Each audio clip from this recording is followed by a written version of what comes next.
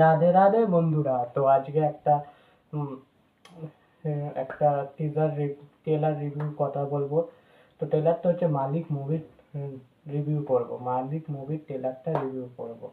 তো হচ্ছে এখানে মালিক মুভিটার ট্রেলারে দেখা গেছে রাজকুমার রাও মেন ক্যারেক্টার থাকবে, তার অপোজিটে প্রসেনজিৎ, আরো অনেক ক্যারেক্টার আছে। তো মালিক মুভির ট্রেলারটা কেমন লাগলো? আমার তো আউটস্ট্যান্ডিং মনে হচ্ছে। আমার মনে হচ্ছে রাজকুমার রাওকে এমনি অবতারে আগে দেখা যায় না, যা ফাইনেস্ট অ্যাক্টিং।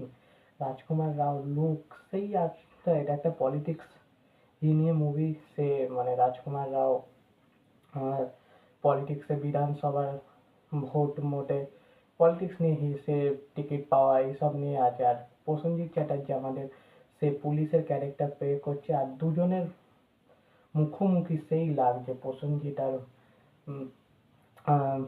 আর রাজকুমার রাও। এখানে সব থেকে ভালো লাগছে রাজকুমার রাও সেই স্ক্রিন প্রেজেন্ট ডায়লগ যখন বলছে এত গুলি চালাও জিতনা পরদেশ মে না চলে।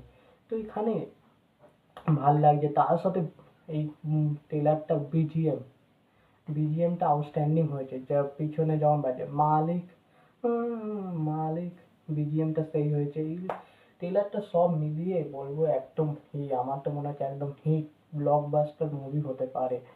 মালিকের যা স্ক্রিন প্রেজেন্ট, এখানে তো আমার সবই ভাল লাগছে মালিক।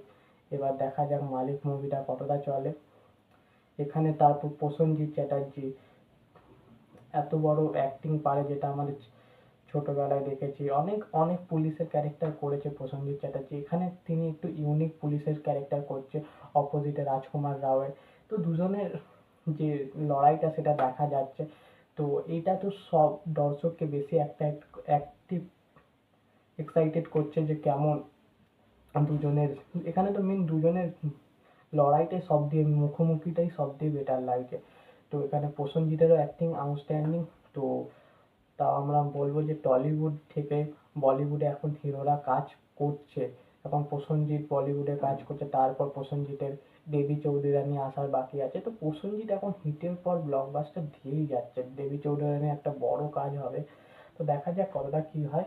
যদি ভিডিওটা ভালো লেগে থাকলে লাইক এবং শেয়ার করে দেবে। আর চ্যানেলে নতুন হয়ে থাকলে অবশ্যই চ্যানেলটা সাবস্ক্রাইব করে বেল আইকন প্রেস করে দেবে।